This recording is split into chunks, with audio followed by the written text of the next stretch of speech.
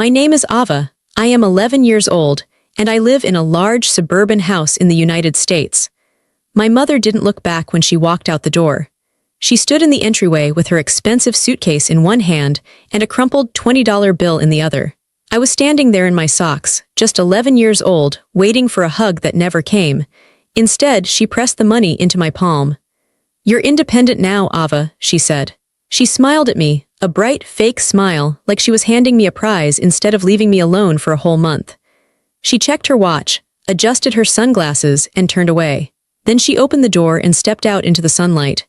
The heavy front door clicked shut. That click was the loudest thing I had ever heard. It echoed through the hallway of our big, empty house. I looked down at the bill in my hand. $20, that was it. That was what she thought I was worth. The silence wrapped around me instantly. It wasn't peaceful. It was terrifying.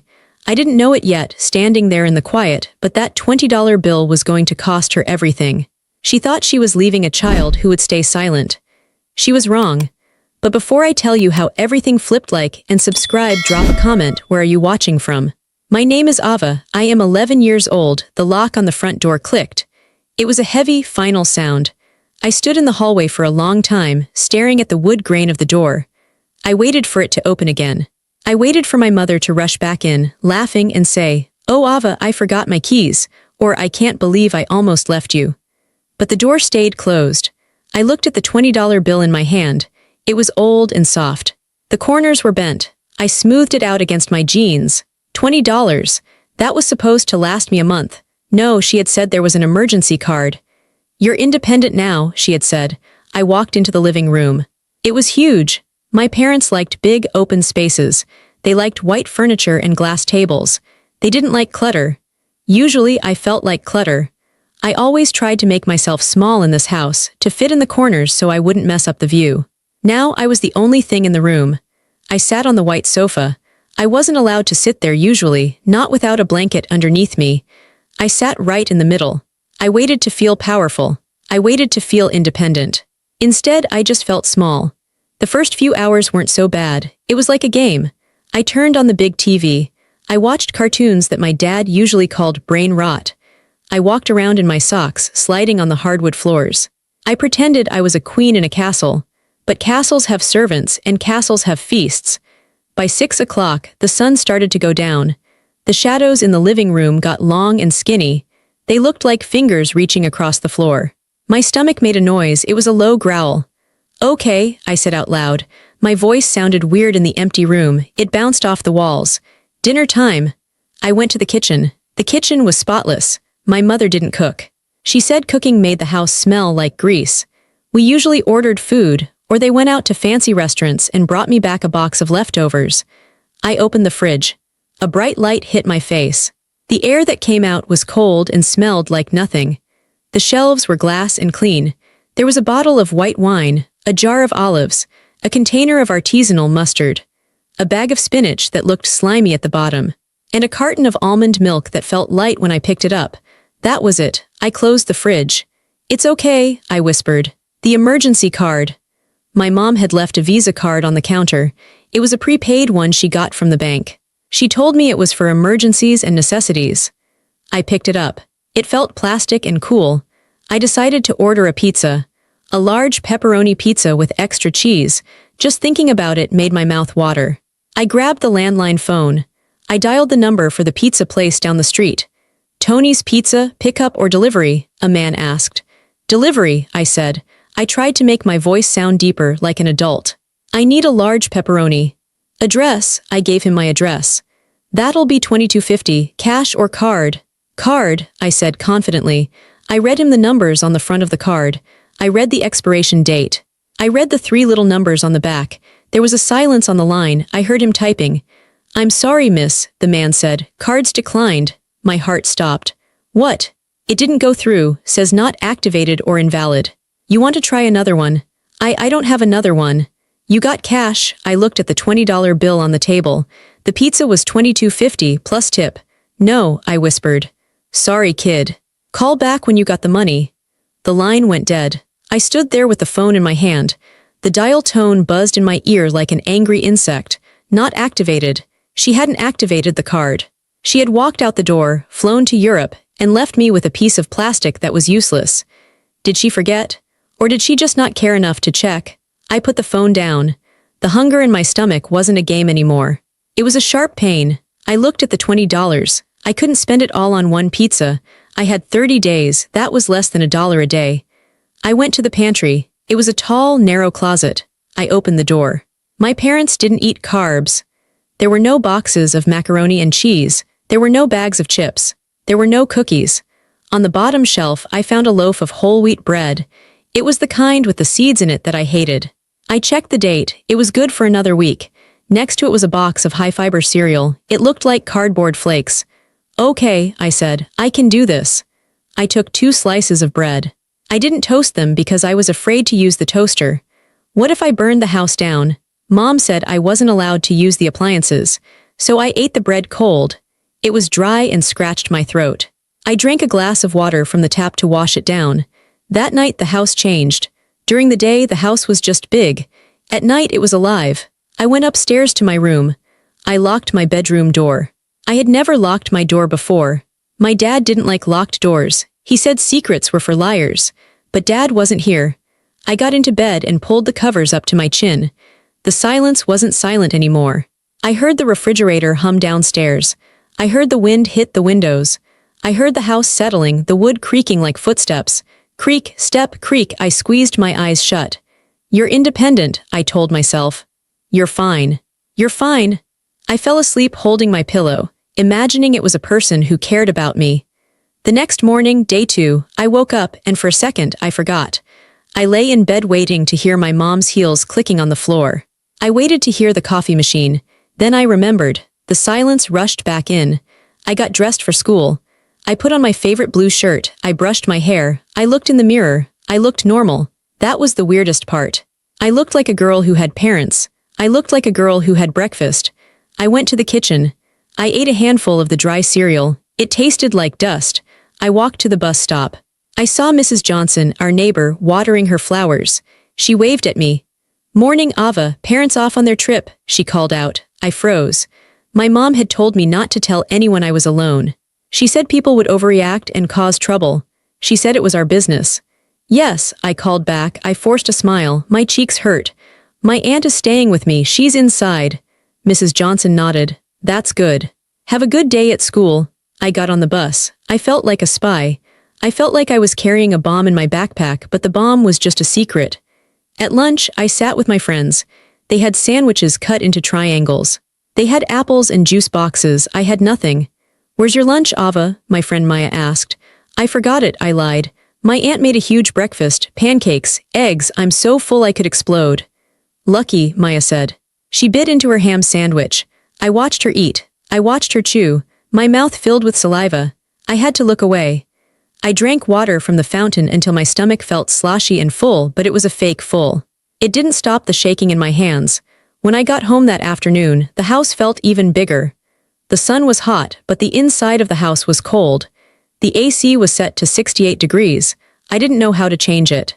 I went to the pantry again. I counted the slices of bread. 14 slices left. If I ate 2 slices a day, that was 7 days. 7 days. Mom was gone for 30. I did the math in my head. I wasn't good at math, but I knew this equation didn't work. I took 1 slice of bread. I tore it into tiny pieces. I ate them slowly, one by one, trying to make it last.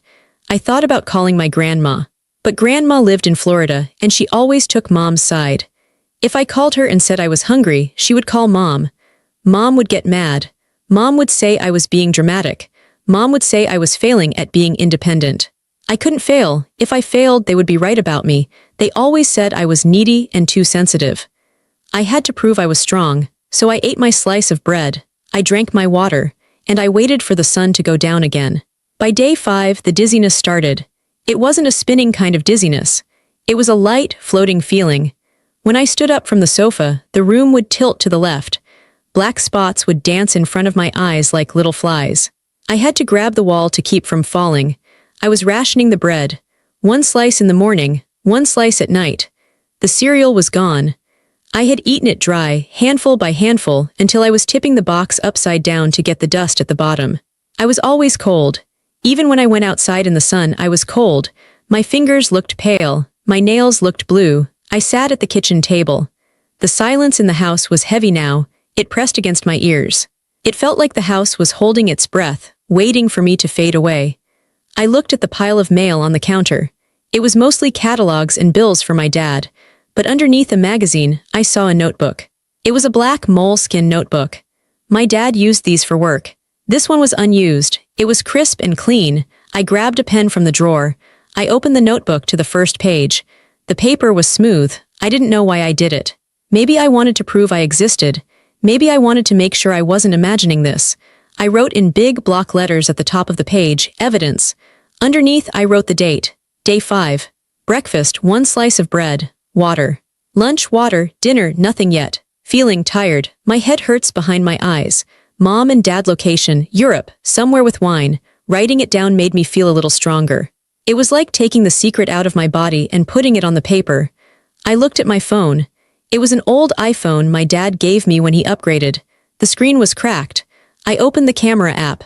I switched it to video. I saw my face on the screen. I looked terrible. My skin was gray. My eyes had dark circles under them like bruises. My hair was messy because it took too much energy to brush it perfectly. I pressed the red button. "Hi," I whispered. I cleared my throat. My voice was raspy because I hadn't spoken to anyone in 2 days. "Hi, I'm Ava." I looked at the camera lens. "It's day 5, I'm still alone. If something happens to me, or if you're seeing this, it means someone finally asked what happened." I took a breath. My chest rattled. The credit card didn't work. "Mom, if you see this, the card didn't work. You didn't turn it on. I tried to buy pizza. I tried to buy milk. The man said declined." I felt so stupid. I felt like a criminal. Tears pricked my eyes. I blinked them away. I wasn't going to cry on the video. Crying was for babies. I was independent. There's not much food left. The bread is getting hard. It has green spots on the crust now. I pick them off. I'm really hungry. My stomach hurts all the time, but now it's a dull hurt. It's like a hole inside me getting bigger. I paused. I heard a car drive by outside. It sounded normal. People were driving to work. People were going to the grocery store. The world was normal, but my world was falling apart. "I just wanted you to know," I said to the camera. "I tried. I really tried to be good. But I don't think I can do this for a month. I'm scared." I stopped the recording. I saved it. I didn't send it to anyone. I just kept it there, next to the photos of my cat and my drawings. My phone buzzed. It scared me so bad I almost dropped it. It was a text from Maya. "Maya, hey, you coming to the movie tonight? My mom can pick you up." I stared at the screen. A movie. Popcorn, soda, laughing. It sounded like a different planet. I wanted to type, "Yes, please come get me, I am starving." My parents left me. "Help," my thumb hovered over the letters. But then I heard my mother's voice in my head. "Don't be a burden, Ava. Don't air our dirty laundry. Nobody likes a complainer." Shame washed over me. It was hot and sticky. If I told Maya's mom, everyone would know. The school would know. My parents would get in trouble. And when they came back, they would blame me. They would say I ruined their trip. They would say I was weak. I couldn't handle their anger. Their anger was worse than the hunger. I typed, "Can't. My aunt is taking me to a fancy dinner tonight. Having so much fun." I added a smiley face emoji. The yellow face looked mocking. I sent it. "Maya, oh nice, see you Monday." I put the phone down. "A fancy dinner," I laughed. It was a dry, hacking laugh. I went to the kitchen. I opened the bread bag. 3 slices left. I took one. I ate it in tiny bites, chewing each bite 20 times. That night I woke up because I heard a noise. It wasn't the house settling. It was a knock. I sat up in bed. My heart hammered against my ribs like a trapped bird. Knock, knock, knock. It was coming from the front door. I looked at the clock. It was 8 p.m. Who would come at 8 p.m.? A robber, a murderer, or Mom? Maybe she came back. Maybe she remembered the card. Maybe she felt bad. I got out of bed. The floor swayed. I held onto the dresser. I walked into the hallway. I crept down the stairs. I stayed close to the wall so the floorboards wouldn't squeak. I got to the front door. I stood on my tiptoes to look through the peephole. It wasn't Mom. It was a man. He was wearing a jacket. He was holding a clipboard. I didn't open the door. I held my breath. He knocked again. "Ava, Ava, are you in there?" I recognized the voice. It wasn't a stranger. It was Mr. Hughes, the guidance counselor from school. Why was he here? I had missed 2 days of school. I had been too dizzy to walk to the bus stop. I thought nobody would notice. I was the quiet kid in the back of the class. Quiet kids disappear easily, but he was here. Ava, he called out. I saw a light on upstairs, I just want to check on you. I leaned my forehead against the cold wood of the door. If I opened it, the secret was out. If I opened it, I failed. But my stomach cramped hard. A sharp, twisting pain. I don't want to die, I thought. The thought was sudden and clear. I don't want to be independent if it means dying. My hand reached for the lock. The deadbolt was heavy. I had to use 2 hands to turn it. It made a loud thunk. I turned the handle and opened the door just a crack. The safety chain was still on. I peered through the gap with one eye. Mr. Hughes was standing on the porch. He looked kind. He had a round face and glasses that slid down his nose. He looked worried. Ava, he said softly. He bent down a little to look at me. Hi there. Hi, I whispered. I haven't seen you at school since Wednesday, he said. I tried calling your parents, but the numbers went straight to voicemail. Is your aunt home? I froze. My lie, the aunt. She's sleeping, I said. It was a weak lie. My voice trembled. Mr. Hughes frowned. He looked at me closely through the crack in the door. Ava, you look very pale. Are you feeling okay? I'm fine, I said automatically. I just have the flu. Can you wake your aunt up? I just need to speak with an adult to make sure you're all right. It's school policy. I didn't move. I couldn't wake up someone who didn't exist. Mr. Hughes stood up straight. He looked around the porch. He saw the pile of newspapers that had accumulated on the mat because I forgot to bring them in. He saw that the porch light wasn't on. Ava, he said, his voice firmer now. Is there an adult in the house with you right now? I looked at him. I looked at his eyes. They weren't angry. They were scared. He was scared for me. I started to cry. I didn't mean to. The tears just spilled out hot and fast. No, I choked out. Mr. Hughes's face changed. The polite counselor look vanished. He looked alert. Okay, he said calmly. Okay, Ava, can you undo the chain? I need you to open the door. My hands were shaking so bad I fumbled with the chain. I couldn't get the metal knob out of the slot. Take your time, he said gently. Just breathe. I got it free. The chain rattled against the door. I pulled the door open. Mr. Hughes stepped inside. He didn't ask for permission. He stepped in and closed the door behind him to keep the cold air out. He looked at me, really looked at me. I was wearing my oversized t-shirt and sweatpants. My clothes hung off me. I hadn't showered in 3 days. Where are your parents, Ava? He asked. Europe, I said. I looked at the floor. They went to Europe. Europe, he sounded shocked. When? 5 days ago. And you've been here alone? I nodded. They left me $20 and a card, but the card doesn't work. Mr. Hughes let out a breath that sounded like a hiss. He looked around the grand, empty hallway. He looked at the expensive chandelier. Then he looked back at me, the shivering girl in the middle of it all. Okay, come with me. He walked toward the kitchen. I followed him. I felt like I was in trouble. I felt like I had broken a rule by letting him in. He walked into the kitchen and turned on the light. The harsh fluorescent light made everything look stark. He walked to the fridge and opened it. He saw the empty shelves, the jar of olives, the slimy spinach. He closed the fridge gentle, but his hand was gripping the handle tight. He turned to the pantry. He saw the bread bag with 2 slices left. He saw the empty cereal box in the recycling bin. He turned around and looked at me. His face was red. You haven't eaten, he said. It wasn't a question. I had bread, I defended myself. And water for 5 days. I'm independent, I whispered. Mom said I had to be independent. Mr. Hughes knelt down on the kitchen floor so he was eye level with me. He took my hands. His hands were warm and dry. My hands were like ice. Ava, listen to me, he said. His voice was intense. This is not independence, this is neglect. The word hung in the air, neglect. I had heard that word on TV. It was a bad word. It was for dirty houses and bad parents.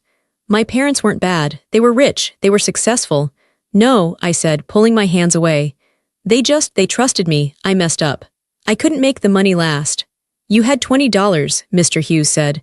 Nobody can make that last, not a child. This is not your fault. He stood up and pulled his phone out of his pocket. I'm going to make a phone call, he said.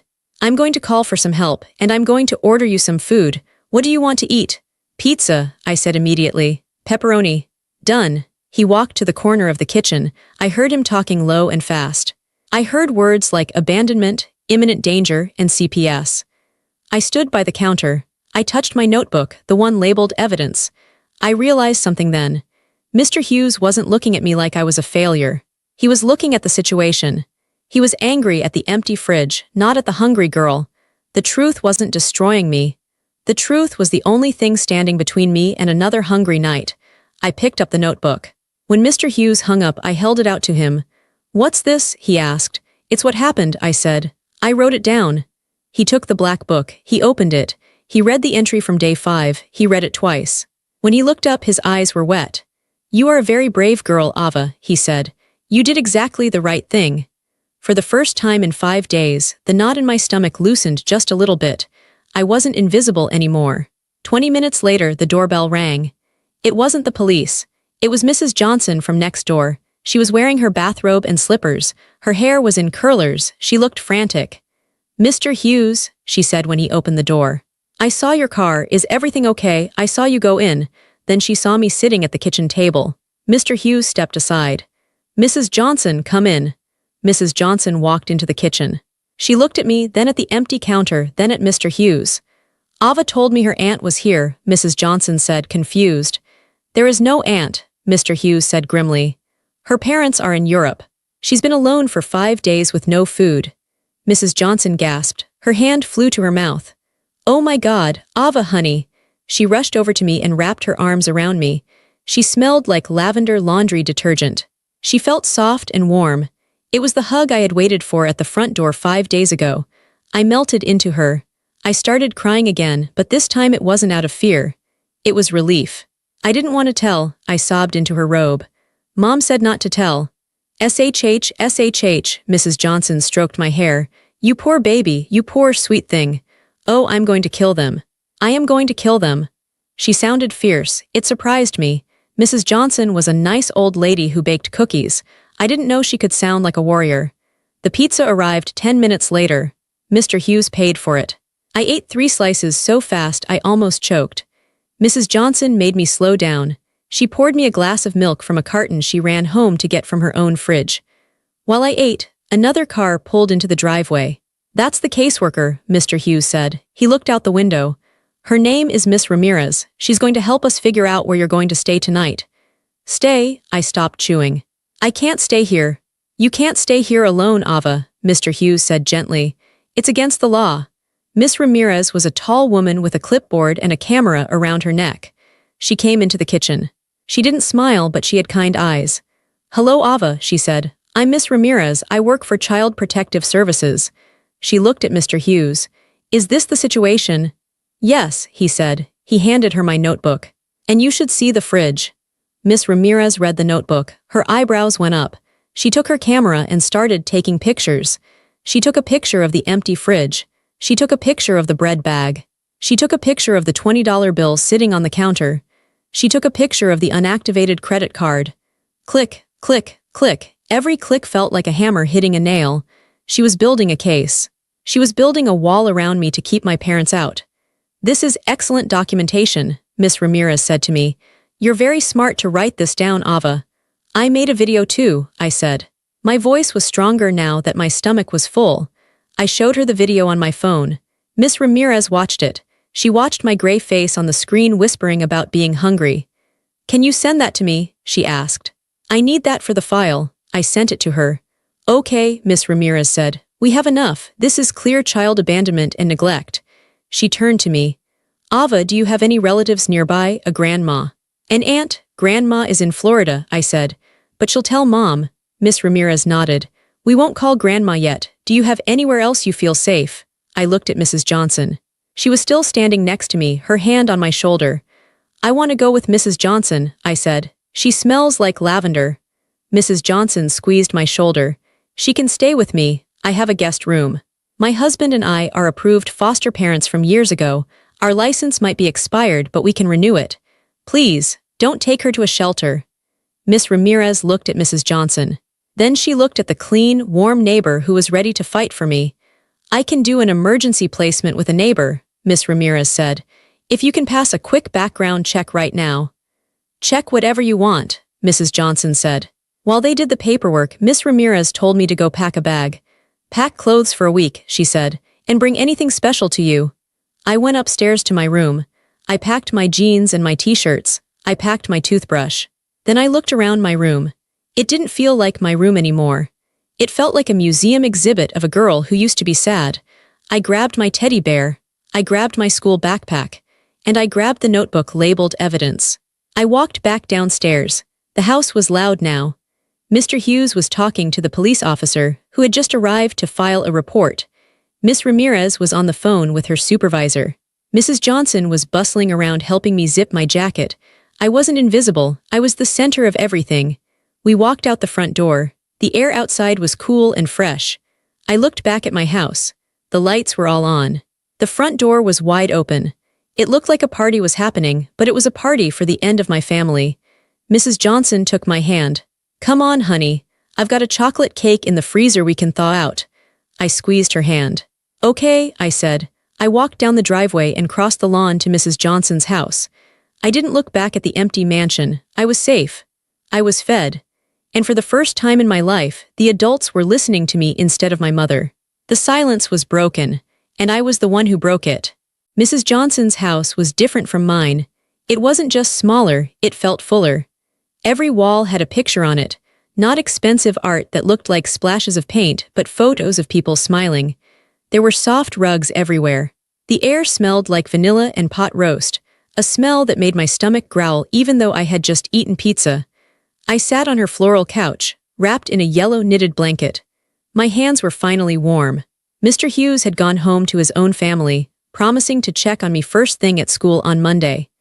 Miss Ramirez, the CPS lady, had left a card and a file folder on the table. It was quiet, but a good quiet. It was a safe quiet. Then the phone rang. It wasn't Mrs. Johnson's landline. It was my cell phone, sitting on the coffee table. The screen lit up, buzzing against the wood. "Mom," the letters on the screen looked like a warning. My heart slammed against my ribs. The piece of the warm blanket evaporated. I was 11 years old, and I was terrified of a phone call. Mrs. Johnson was in the kitchen washing mugs. She dried her hands on a towel and came into the living room. She looked at the phone, then at me. "Is that them?" she asked. I nodded. My throat felt too tight to speak. "Do you want me to answer it?" she asked gently. I shook my head. Miss Ramirez had said I didn't have to talk to them, but I knew my mother. If I didn't answer, she would call the police. She would call the neighbors. She would make a scene not because she was worried, but because she couldn't control me. I picked up the phone. My hand was shaking so much the screen blurred. I pressed the green button. "Hello," I whispered. "Ava." My mother's voice was crisp and clear. She didn't sound panicked. She didn't sound like a mother who had just found out her child was starving. She sounded annoyed. She sounded like she does when a waiter brings her the wrong wine. "Ava, why is the police department calling my cell phone in Paris?" She didn't ask, "Are you okay?" She didn't ask, "Did you eat?" She asked why the police were bothering her. I stammered. The old habit of trying to please her kicked in. "I didn't call them. Mr. Hughes did." "Mr. Hughes." "The guidance counselor." She let out a sharp, exasperated sigh. I could hear clinking silverware in the background. She was at a restaurant. "Why is the school involved?" "I told you specifically, Ava. I told you specifically that this was a test of your independence. Why are you bringing strangers into our business?" "Mom, I didn't have any food," I said. My voice was small. "The card didn't work." "The card?" She paused. "Oh, for heaven's sake. You probably entered the PIN wrong, or you could have just waited. Dad would have fixed it online eventually, but instead, you have the police calling us. Do you know how embarrassing this is?" She was worried about embarrassment. She was in Paris, eating dinner, and I had been eating bread crusts, and she was worried about looking bad. "I was hungry," I said, louder this time. "Stop being dramatic," she snapped. "You always do this. You make everything a tragedy. We are coming home. We had to cancel our vineyard tour. Dad is furious. We are flying back tonight. I hope you're happy." "I'm staying with Mrs. Johnson," I said. "You are what?" Her voice went up an octave. "You are at the neighbor's house. Ava, get back in our house right now. You do not air our dirty laundry to that gossip."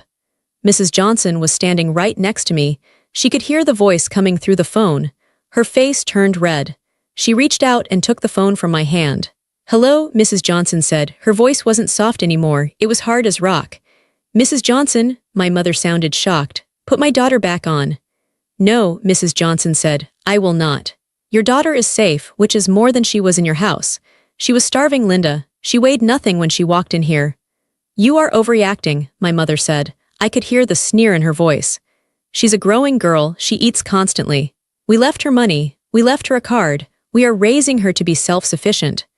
You left an 11-year-old child alone for a month with $20, Mrs. Johnson shouted. She never shouted. That isn't self-sufficiency. That is abuse. The police know, CPS knows, and I know. There was silence on the other end of the line. The word abuse hung in the air. We'll be there tomorrow, my mother said, her voice icy cold. And we will straighten this mess out. Ava has clearly manipulated the situation.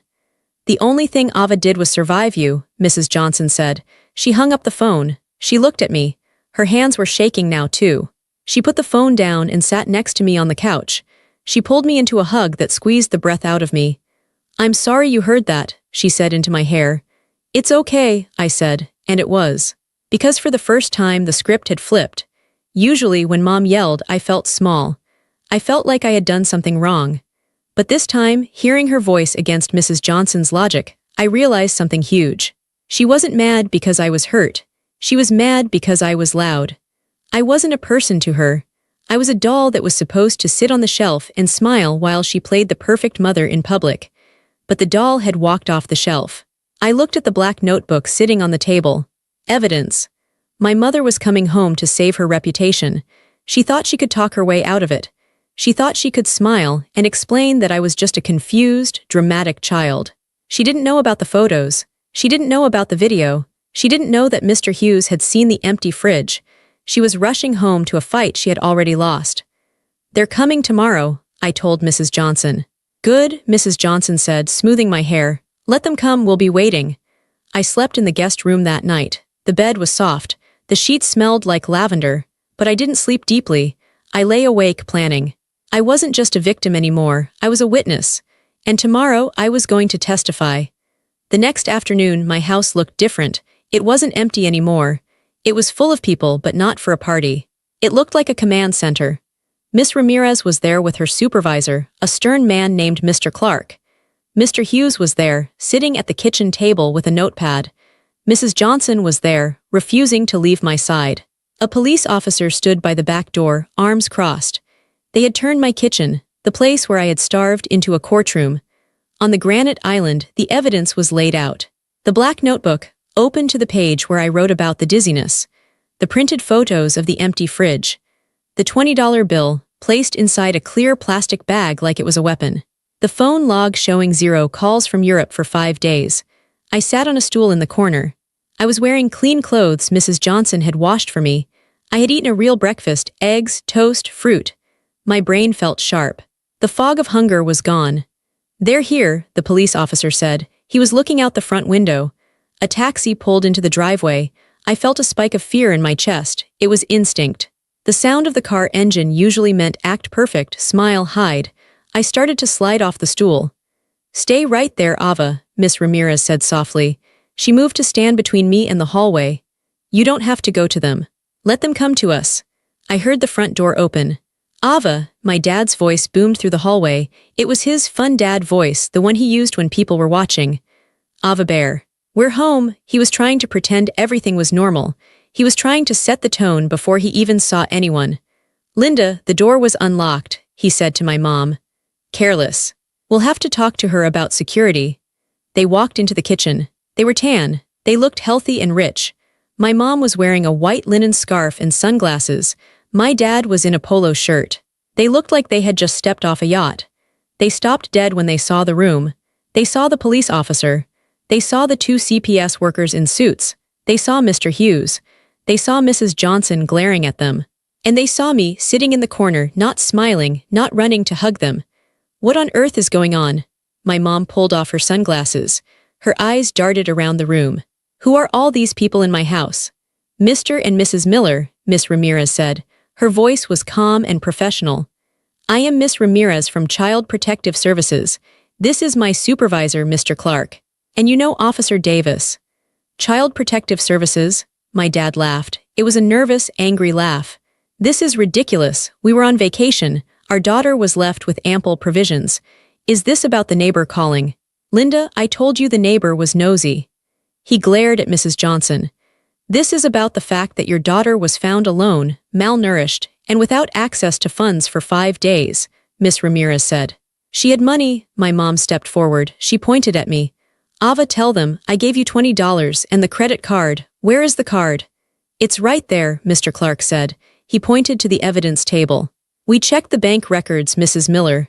That card was never activated, and the account attached to it has a balance of 0. My mom's face went pale. That's a banking error. I meant to transfer the money. We were busy packing. It was an oversight. And the food, Mr. Hughes spoke up. I looked in your fridge, Linda. There was nothing, just condiments and alcohol. Your daughter was eating dry bread. She knows how to order delivery, my dad shouted. She's 11, not 5. She's smart. She could have called us if she was having trouble. I couldn't call, I said. My voice cut through the noise. Everyone stopped and looked at me. I stood up. I wasn't dizzy anymore. I couldn't call because you told me not to be a burden, I said. You said this was a test. You said if I called I was failing. I never said that, my mom lied instantly. She looked at the police officer. She imagines things. She's very sensitive. I have it on video, I said. My mom froze. What? I recorded it, I said. Before you left, when you were giving me the lecture in the hallway, you said, don't bother us unless the house is burning down. Figure it out? I didn't actually have that specific video. I only had the one of me alone, but my mom didn't know that. She knew what she had said. The fear in her eyes told everyone the truth. Miss Ramirez stepped forward. We have documented evidence of neglect, child endangerment, and emotional abuse. The condition of the home and the child's physical state when found are irrefutable. So what? My dad puffed out his chest. You're going to give us a fine? Fine. Write the ticket. We have lawyers. Now get out of our house and let us parent our child. He moved toward me. He reached out his hand to grab my arm. Come on, Ava. Go to your room. The police officer stepped in front of him. He put a hand on his belt. Sir, step back, the officer said. Excuse me. My dad's face turned purple. Your daughter isn't going to her room, Miss Ramirez said. She picked up a piece of paper from the table. We have an emergency removal order signed by a judge an hour ago. Ava is currently in the custody of the state. The silence that followed was louder than the door clicking shut 5 days ago. My mother dropped her expensive bag on the floor. You're taking her, she whispered. But what will people think? She didn't ask, is she okay? She didn't ask, where will she go? She asked, what will people think? I looked at Mrs. Johnson. She nodded at me, a tiny, encouraging nod. I walked over to the table. I picked up my notebook. I wrote it all down, I said to my parents. I held up the book. Every day, every meal I skipped, every time I felt dizzy. It's all in here. My dad looked at the notebook like it was a bomb. Ava, put that down, he commanded. His voice wavered. Stop this game right now. It's not a game, I said. You told me to be independent, so I am. I'm saving myself from you. I turned my back on them. I walked over to stand next to Miss Ramirez. I'm ready to go, I said. My mother started to cry then, but it was a performance. She covered her face with her hands. My baby. They're stealing my baby. I watched her with dry eyes. I knew the difference now. I knew what real concern looked like. It looked like Mr. Hughes kneeling on the floor and Mrs. Johnson bringing me warm milk. This was just noise. The police officer escorted them to the living room so we could leave. I walked out of the kitchen. I walked out of the house. I didn't look at the white furniture. I didn't look at the chandelier. I walked out into the fresh air, and I didn't look back. The next few weeks were a blur of meetings, but they were different kinds of meetings. They were safe meetings. I stayed with Mrs. Johnson. Miss Ramirez had approved her as an emergency kinship foster placement because we were neighbors and she had known me my whole life. My parents tried to fight it. They hired a big, expensive lawyer. They tried to say Mrs. Johnson was a hostile neighbor who kidnapped me, but they couldn't fight the notebook. And they couldn't fight the video. The court hearing was 3 weeks later. It was in a small room with a big wooden table. A judge sat at the end. She was an older woman with glasses on a chain. I had to be there. I sat next to a lawyer appointed just for me, a guardian ad litem. Her name was Sarah. She was nice. She explained everything to me. My parents were on the other side of the table. They looked different. They weren't tan anymore. They looked tired. My mom wasn't wearing her fancy scarves. She was wearing a gray suit. She looked small. The judge read the file. She looked at the photos Miss Ramirez had taken. Then she played the video. The room was silent as my voice played from the speakers. It's day 5, I'm still alone, the bread has green spots. I watched my parents while the video played. My dad was staring at the table, his jaw clenched tight. He wouldn't look at the screen. My mom was looking at the judge, trying to make eye contact, trying to smile a sad, apologetic smile. She was still trying to charm the judge. When the video ended, the judge took off her glasses. She looked at my parents. "Mr. and Mrs. Miller," she said. Her voice was very quiet, which made it very scary. "I have seen many cases of neglect in this courtroom. Usually, it is because of poverty. Usually, it is because parents are struggling with addiction or illness." She paused. "You have none of those excuses. You have money. You have resources. You simply didn't care." "We made a mistake," my dad said. He stood up. "We thought she was mature enough. We were trying to teach her responsibility." "Responsibility," the judge snapped. "You left an 11-year-old with $20 for a month. That isn't teaching responsibility. That is cruelty." She looked at me. "Ava, do you want to say anything?" Sarah, my lawyer, touched my arm. "You don't have to, Ava, but you can if you want." I stood up. My knees were shaking a little, but my voice was steady.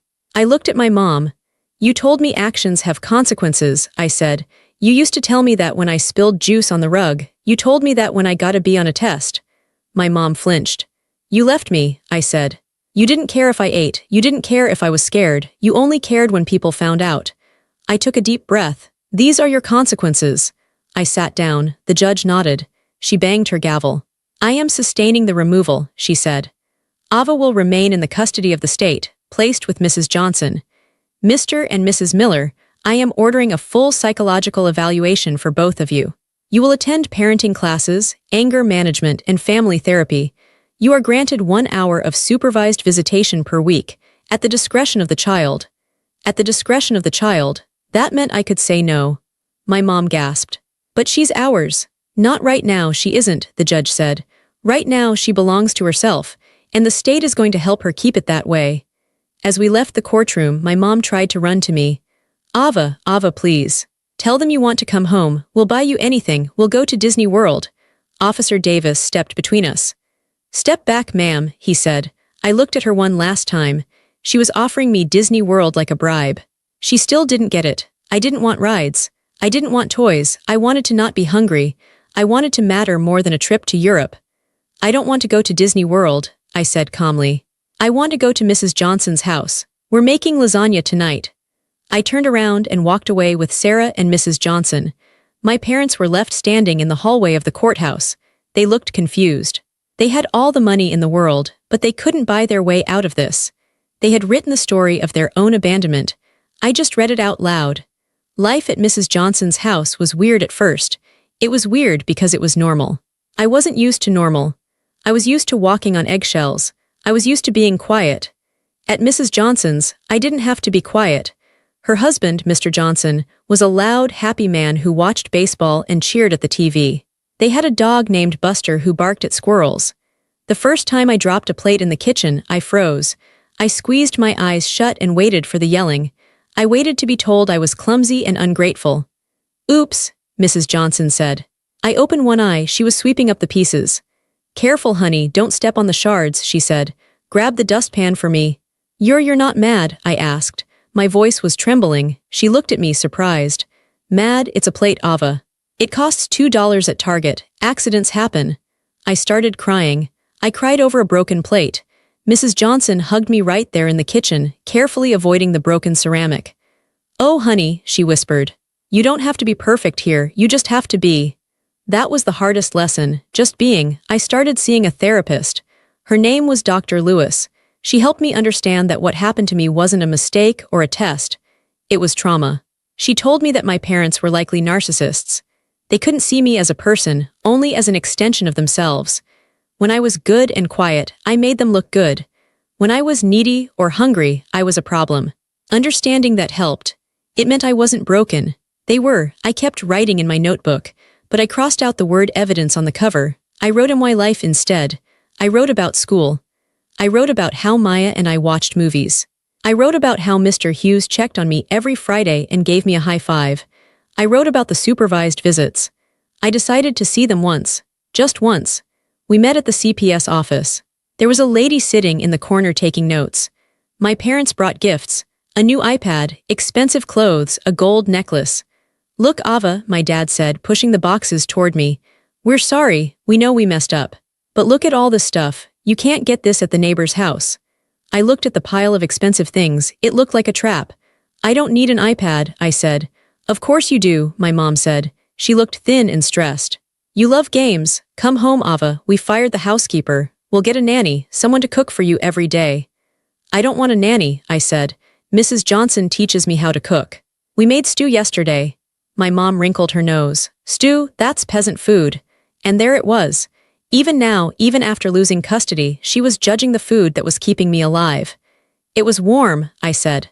And we ate it together at the table. We talked. We can talk, my dad said desperately.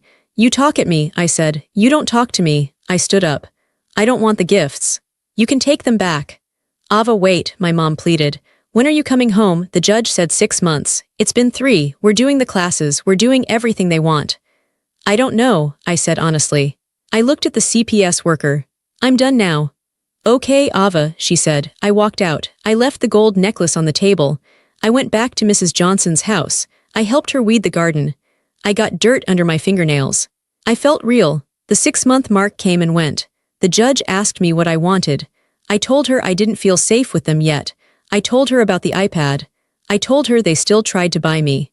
The judge extended the placement. My parents were furious. They screamed in the courtroom. They proved the judge right. They showed everyone that their anger was more important than my feelings. I stayed with Mrs. Johnson. I turned 12. Then 13. I grew up. I stopped being the scared little girl in the hallway. I became a teenager who knew her rights. I knew that love wasn't leaving someone alone with $20. Love was staying. It's been 5 years since the door clicked shut. I'm 16 now. I still live with Mrs. Johnson. My parents eventually stopped fighting the court. They moved to another state. They send checks. They send cards on my birthday with no handwritten messages, just a signature. Love, Mom and Dad. I keep the cards in a box, but I don't put them up on the wall. The wall is for people who stay. I look at the video on my phone sometimes. The one from day 5, the girl with the gray face and the scared eyes. I used to hate her. I used to think she was weak. Now I love her. She was the one who saved me. She was the one who picked up the pen. She was the one who opened the door to Mr. Hughes. If she hadn't been brave enough to break the rules, I might have starved in that big, white house. Or worse, I might have grown up to be just like them, cold, empty, and obsessed with how things look instead of how they feel. I sit on the porch of Mrs. Johnson's house. I'm eating an apple. It's crisp and sweet. I think about forgiveness.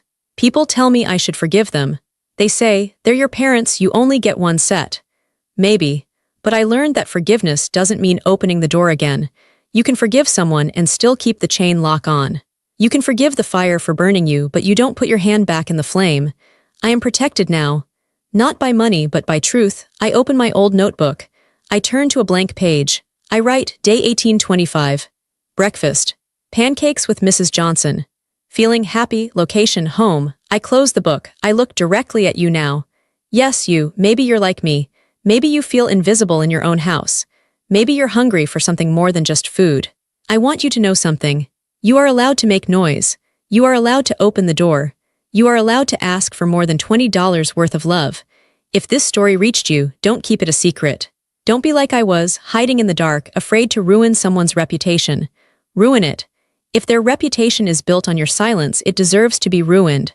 So please share this story, like it, pass it on. Because somewhere, right now, there is another kid standing in a hallway, holding a crumpled bill, wondering if they matter. And they need to know that the answer is yes.